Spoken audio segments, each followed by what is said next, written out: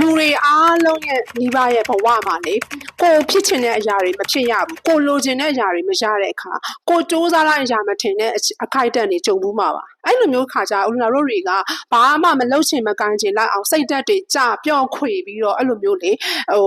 depression ဝင်တတ်တယ်အဲ့လိုမျိုးအခြေအနေတွေကိုဒါကလူသားဆန်တဲ့ခံစားချက်ဖြစ်တယ်ဒါပေမဲ့အဲ့လိုမျိုးစိတ်ခံစားချက်ကြီးကိုဦးလာတို့တွေကရအောင်အနိုင်ယူပြီးတော့ချက်ချင်းလက်ငယ်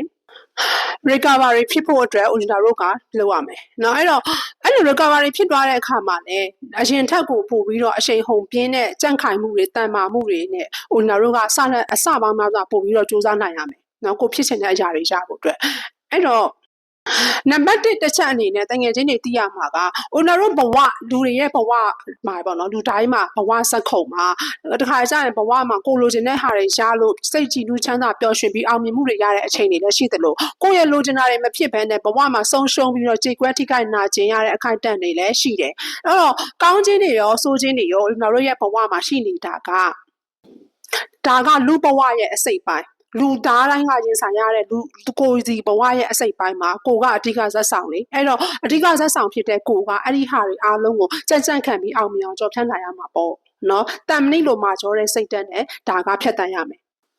တငယ်ချင်းတို့ကြုံဘူးမှာပါကိုယ့်ရဲ့ birthday တွေဆိုလို့ရှိရင်ဒီတငယ်ချင်းတွေပေါင်းတင်နေတာ happy birthday ဆိုပြီးပြောကြတယ်အဲ့ဒါကကိုယ့်ကိုဂုဏ်ပြုတာဘာလို့လဲဆိုတော့လူတွေရဲ့ဘဝမှာပေါ့နော်ဒီလိုမျိုးဒီအသက်အရွယ်တစ်ခုရောက်တဲ့အထိကိုကအသက်ရှင်နိုင်တယ်ရှင်တန်ရက်တည်နိုင်တယ်ဆိုတာအရှမ်းကိုဂုဏ်ယူစရာကောင်းတယ်ဘာလို့လဲဆိုတော့ကောင်းတင်တိုးဆိုးခြင်းလောကရန်တွေဦးလင်နာတို့တွေအားလုံးကဖြတ်ကျော်နေရတာကိုအဲ့ဒီဟာတွေကိုကြက်ကြက်ခံရင်ဆိုင်ပြီးတော့ဒီအသက်အရွယ်အထိဖြတ်သန်းနိုင်တယ်ဆိုတာကိုလူတွေကဝိုင်းပြီးဂုဏ်ပြုကြတာအဲ့ဒါ happy birthday ဆိုတဲ့အဓိပ္ပာယ်ပဲနော်အဲ့ဒါကြောင့်မလို့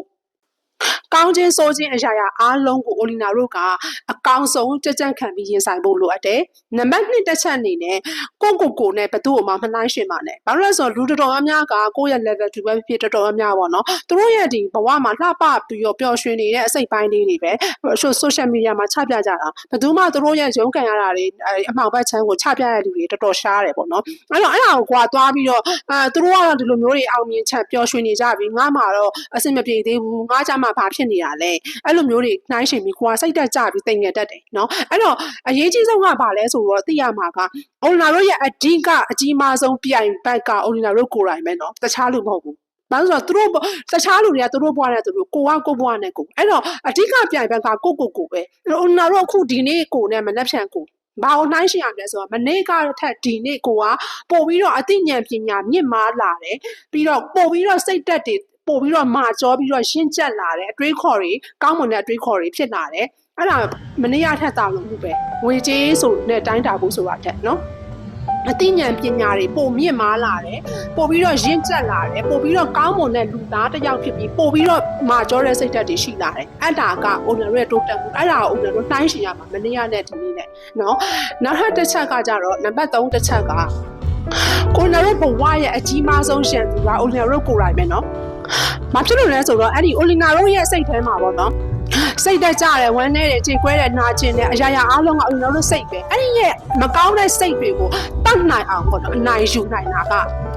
အိုလီနာတို့ရဲ့စွမ်းအားပဲအဲ့တော့အိုလီနာတို့ရဲ့အကြီးမားဆုံးရန်သူဖြစ်တဲ့အဲ့လိုမျိုးမကောင်းတဲ့စိတ်တွေစိတ်တက်ကြတွေဝမ်းနေတာတွေနာကျင်တာတွေဆုံးရှုံးမှုတွေကိုခံတာတွေမရှိတာတွေကိုအဲ့ဒီအကြီးမားဆုံးရန်သူကြီးကိုမကောင်းတဲ့စိတ်ကိုအနိုင်တတ်နိုင်အောင်လုပ်ပါလို့အိုလီနာကပြောချင်တယ်တခြားလူကကိုယ့်ရဲ့ရန်သူကိုအစစ်မဟုတ်ဘူးနော်ကိုယ့်ရဲ့စိတ်တွင်းတွေကမကောင်းတဲ့စိတ်ခံစားချက်တွေမကောင်းတဲ့အတွေးခေါ်တွေကမှကိုယ့်ရဲ့အကြီးမားဆုံးရန်သူအဲ့ဒီရန်သူကိုရအောင်တတ်ပါနော်